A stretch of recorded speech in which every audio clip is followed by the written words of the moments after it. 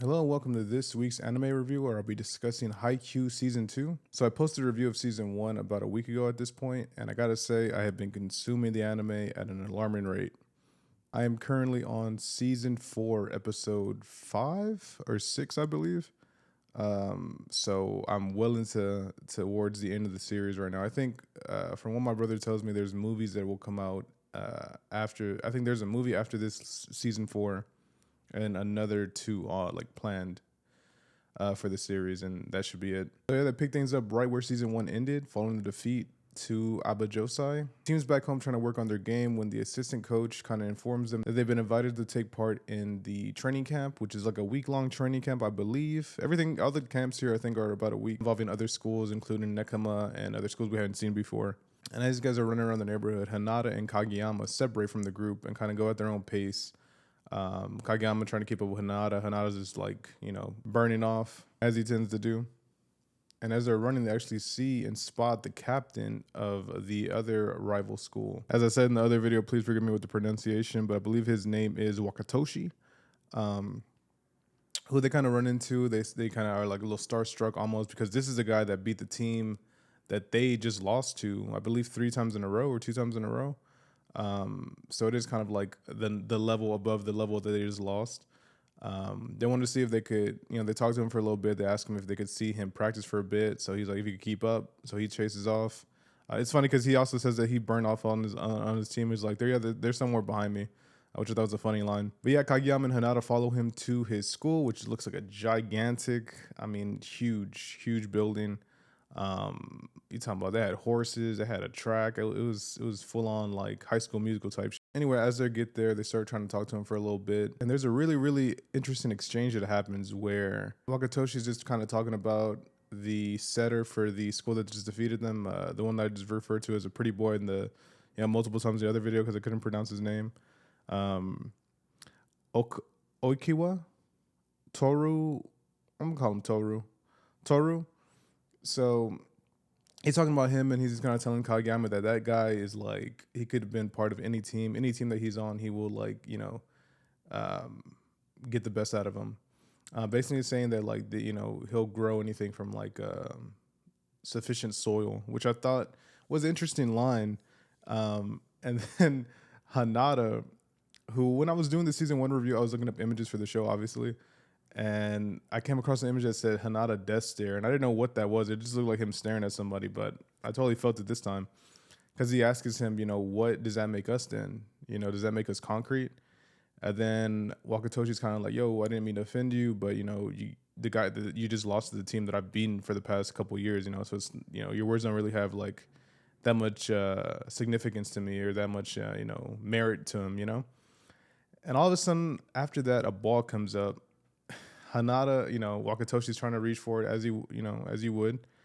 And Hanada sprints forward, grabs it up, snatches it from his ass. And you just see the smile on Kageyama's face, bro. The smile on his face was such priceless. Like, he just like, yeah, like, hell yeah. And then Hanada has some of the hardest bars this season, bro. This line that I'm about to talk about actually comes back at the end, which I think was like probably my favorite moment of the whole show so far.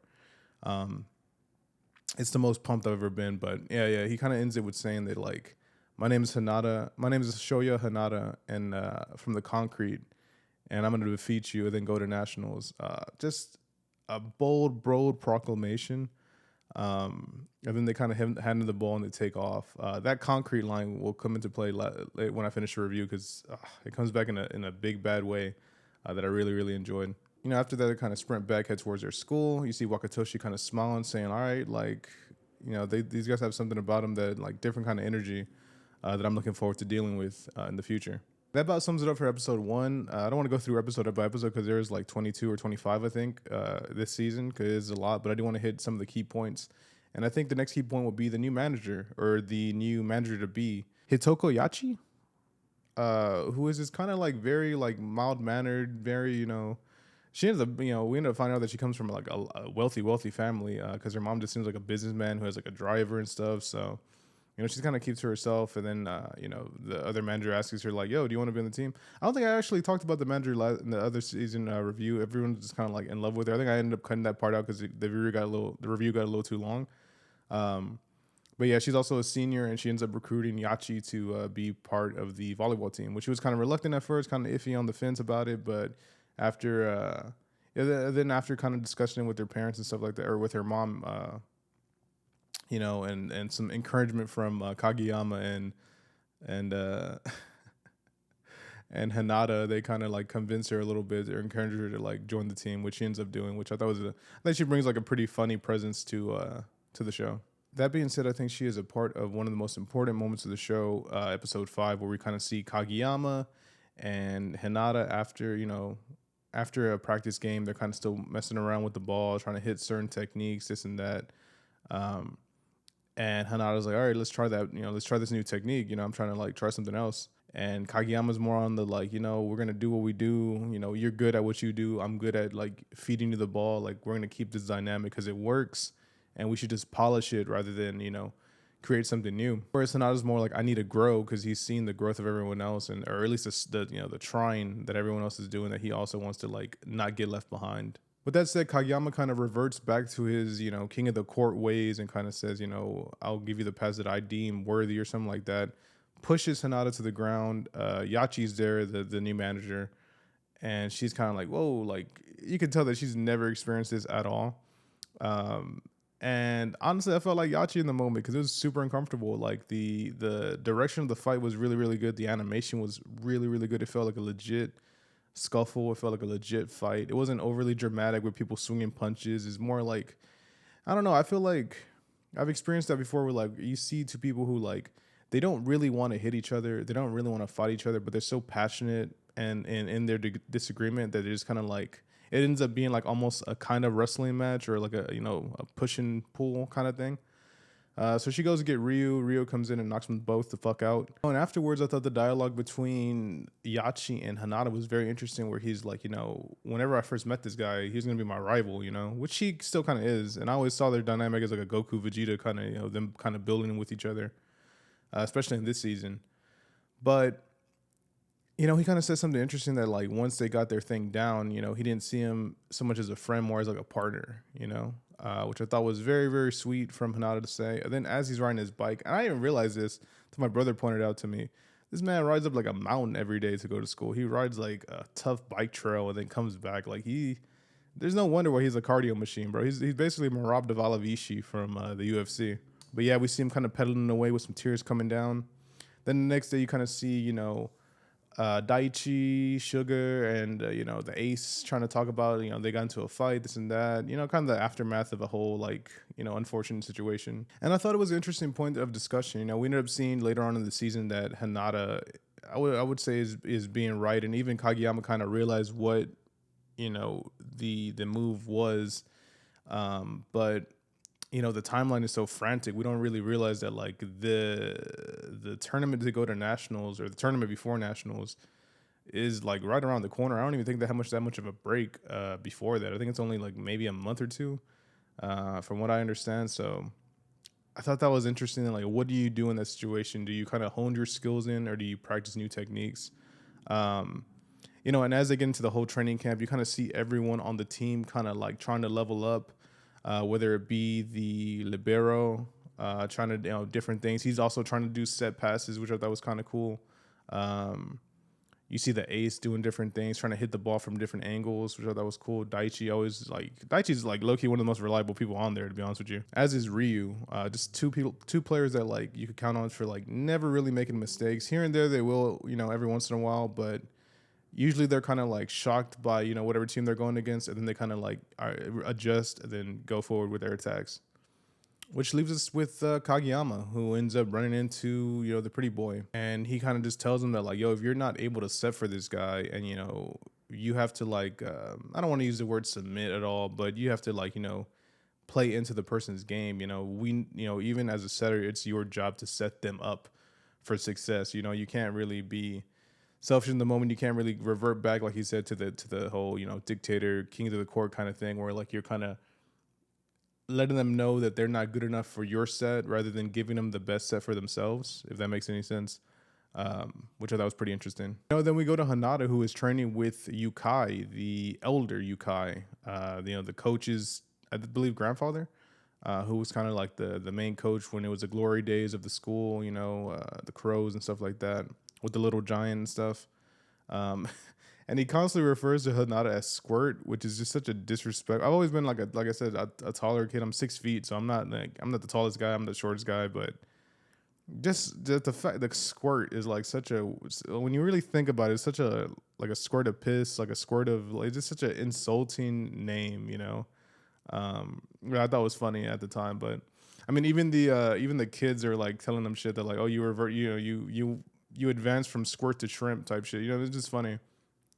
But yeah, we see Hinata putting in work with him, and then him kind of teaching him the different tempos. You kind of see Hinata learning the different tempos, and you also see Kageyama on his own practicing trying to hit in the water bottles, which I thought was pretty cool because like anytime there's like a mid break in an episode, you always see people hitting the water bottle. Some of them hit them by themselves, some of them hit them with other people, some of them hit them and mess it up, and they kind of like, it's always like a funny little thing in between, and they like, I don't want to say intermission, but the midway break through the episode. After that, I do want to talk about Kei Tsukishima, who I didn't really talk about much last season. I just kind of referred to him as like a dickhead with glasses, because that's all he really was in season one.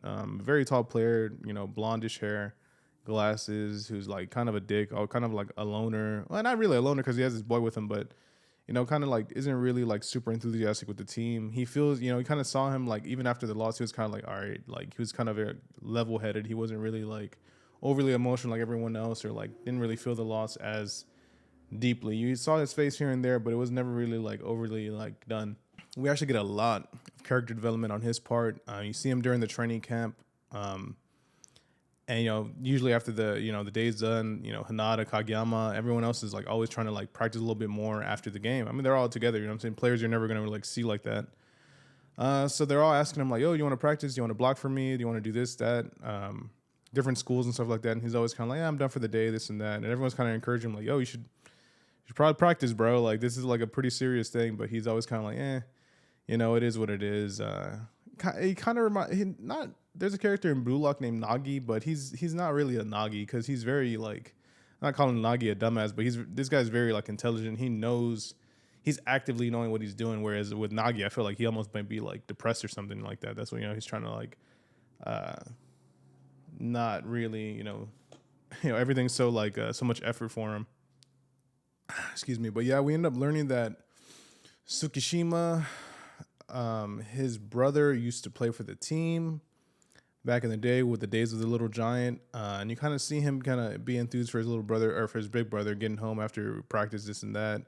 His brother kind of like giving us hints that like, yo, this practice is like pretty hard. I'm like pretty tired, from this and that. And then after a while, you kind of see him ask like, yo, how'd the game go? How many points did you score? How was it? This and that. And you see his brother kind of like saying, yeah, I did it well. I did this and that, here and there. But he never really wants his brother, Tsukishima, which I hope that's his fucking name. I hope I'm not messing that up. Tsukishima, to ever go to the games. He's always like, yo, don't go there. You make me nervous, blah, blah, blah. So one day, I believe Tsukishima's talking to his friend, the friend who ended up like saving from being bullied, which I thought was pretty cool. His boy now, Yamaguchi, I think. They're there. Then they're talking about volleyball with another kid, and the kid's like, yo, my brother's in the team. And he said that like your brother's not on the team. Like I know I've been to all the games. Like I've never remember seeing your brother's like, I never remember seeing like Tsukishima like anywhere. Like he's not on the team. So it was interesting because as I was rewatching, shout out to your boy Roshi, which is a YouTube channel. They're reactors. They've got like a big following. But I've been following them for years, and they ended up doing like all the Haikyū stuff. So I wanted to recap because, like I said, I'm in season 4 right now. So I was like, yeah, let me watch season 2 of their reactions and kind of get like a refresher on it. So from what I understand, just based on comments and based on talking to my brother, his brother wasn't on the team, but he was, in terms of like, his brother used to be on the team. His brother would practice with the team. His brother would do things with the team. But as people kind of joined in and as the team kind of leveled up to a certain, level, he didn't really make the team, and he didn't really make the bench either, which is why whenever Tsukishima goes to see him, he is in the stands kind of cheering him on. And you just kind of see a heartbreaking thing. And it's very, very like, I did not expect that at all. You know what I'm saying? It's just like an action that me personally, I would never do. Just kind of like lie to my brother like that. But I see, it's tough, man. It's tough. He wanted to keep that kind of illusion to his brother. um, which I don't know. Me and my brother's relationship is just way different. You know, we're very honest with each other. We don't really like. Sorry, my camera cut out, but yeah, our relationship is just different. We would never. There would never be that kind of like fibbing or like I said, I understand why he did it, but it was just a very strange thing. I would never expect that. Then you kind of see him later on at home, like shedding tears and stuff like that, and Tsukishima kind of peeking in a little bit, but it kind of gives you a bit of insight why he's the way he is, kind of keeping himself like very unemotional, very I don't want to use the word empty, but very like level-headed and realist when it comes to competition and when it comes to practicing volleyball. And I didn't realize this, but there's a character on Nekomo's team, the cat team, who has like a pretty cool hairstyle. Honestly, I feel like of all the characters, I like his aesthetic the best. But anyway, he's kind of talking to Tsukishima during the thing when he's kind of trying to convince him to like practice with them, and he's kind of saying that like, yo, you and number 10 are kind of in the same position, like. He might take your spot, blah, blah. And then Tsukishima, instead of being like annoyed or triggered or provoked, which I think is Homeboy's like main thing is to provoke people, he's just kind of like, yeah, no, you're right. He'll probably take my spot. And like, he's way better than me. And just kind of like walks off. But the guy who tried to do it was like kind of like, yo, I definitely pissed him off. You know what I mean? That wasn't like my intention, but I could tell that it bothered him because he just walks out. To fast forward on him a little bit, because I don't want to spend too much time on him more, the real main thing was like him kind of seeing everyone try so hard and constantly questioning like, this is just a team, this is a after school kind of thing, like what is wrong with y'all, like why are y'all so like obsessed with it. We get to the confrontation between him and Yamaguchi, where Yamaguchi kind of just calls him on his shit, basically, kind of telling him like, why are you here then, bro? Like, what are you're trying to like make it seem like what we're doing is lame, but you kind of clowning on us doing it is the actual lame thing. You're still here. You're still putting in the work. You know what I'm saying? So like, what are you trying to get at? You know what I'm saying? What's the point then at that point? It's just a really interesting part. And he kind of realizes that like, after a while he kind of sees this, this is a guy who's been with him like since he was a kid, and he's been kind of his boy the whole time. So, you kind of see that realization on his face that he's willing to learn and willing to get better at the game and like actually strive for greatness and actually try to use his brain in the game. And man, I mean, I didn't think much of him season 1, but season 2 and season 3, especially without giving any spoilers away, he really, really surprised me in a big bad way. So shout out to Tsukishima. You won me over, bro. With that being said, let's get right into it, man. The boys are at the tournament. As a reminder, everyone watching, this is the last tournament for all the seniors on the team. So Daichi, Sugar, the ace, my boy, they're all, after this team, even the manager, after this tournament, they're kind of done for. They have to keep advancing, which I don't know, man. For me as a viewer, it just kind of added so much more stakes because I just love, and I was telling my brother this earlier, I just love the crew that we have here.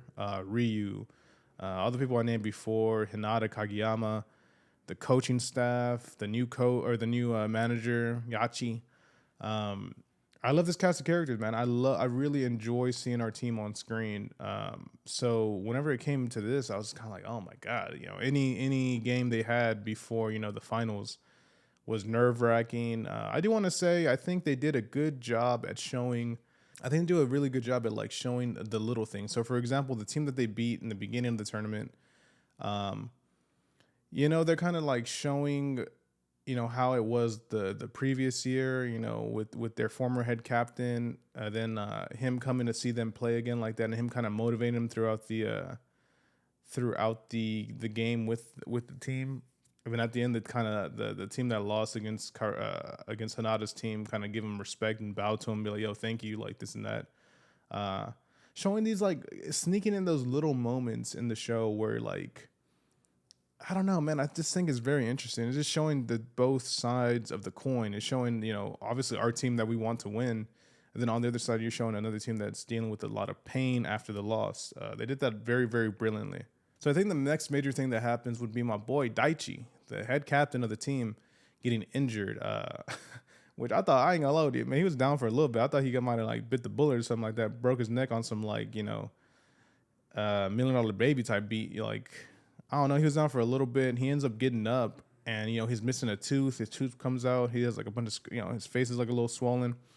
He's bleeding, which as soon as they see blood, I think it's interesting that like they have to go to the medical team immediately and get it checked out, make sure he's okay. Thankfully, it's nothing serious, and the team gets the job done, and he ends up coming back and rejoicing with the team a little bit, saying that he's rested enough. And I believe he played another game that same day. Looking at my notes here, after that, Abajosai goes up against Date Tech, the Iron Wall kind of people with this like Ivan Drago looking dude. But due to their inexperience, Abajosai is able to get the job done, meaning that we will get Abajosai and Caruso in the finals. The rematch, Craig. It's the rematch. Get out the car, Craig. This is the rematch. Yeah, boy, the rematch. Think I'm gonna let you be up with my big brother like that and get away with it? Get out the car. Punch you. Which already, dude, I was kind of like nervous because I watch anime here and there. I watch the classics, Cowboy Bebop, Samurai Champloo, Afro Samurai, Dragon Ball Z, Akira, Berserk, stuff like that. But I'm not like a typical, sports anime guy in general, like I mentioned earlier, rather than like a couple. I do know that in New Japan Pro Wrestling, which is a Japanese professional wrestling organization, I just remember seeing my boy, Kazuchika Okada, going against Hiroshi Tanahashi. Hiroshi Tanahashi was kind of the established champion. He was kind of like the John Cena, really, honestly, of New Japan. And I don't know, Okada would be like Randy Orton, maybe. I don't know, maybe like someone else on the come up. But anyway, I remember year after year, Tanahashi would just get the W over Okada. And I think after the fourth or fifth match, like Okada, after a while, he finally got the victor and he finally celebrated. So I wasn't sure if this is a situation like that where like they would make them lose back to back and then kind of build the comeback story for Caruso. The only thing is, a lot of the senior players would have been playing, and then we'd have to get a whole new squad, and then like Abajosai wouldn't be there either. So the pretty boy, the setter, he wasn't going to be there. So it'd be kind of like a little different in terms of the comeback victory.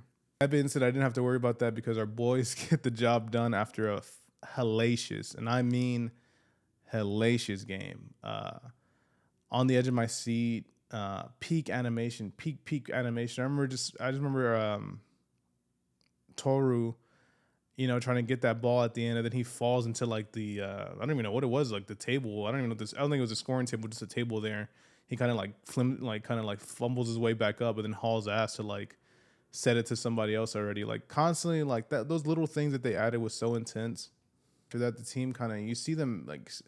The celebration is so well deserved, honestly, like that they do. You kind of see, even in defeat, you see Toro kind of being like, yo, we got to like bow to the crowd, because that's the other thing I didn't mention, that like Caruso, our team is like, there's like a handful of people. There's this one random dude who's just been there forever, who's cheering him on. There's Yachi, there's the alumni and stuff like that. But it's really just like a 5 people kind of thing. You see Suki's brother pull up. And on the other side, you have like them cheering. They're doing this and that. But yeah, you kind of see them, respect the thing, and they end up bowing, and then everyone kind of goes through their stuff. And then, our boys are going to fight, the premier school in the district, a school that practices with college people, for God's sakes, which would be the following day, which I didn't even realize, dude. I thought there was going to be a break in between, but it's literally the following day.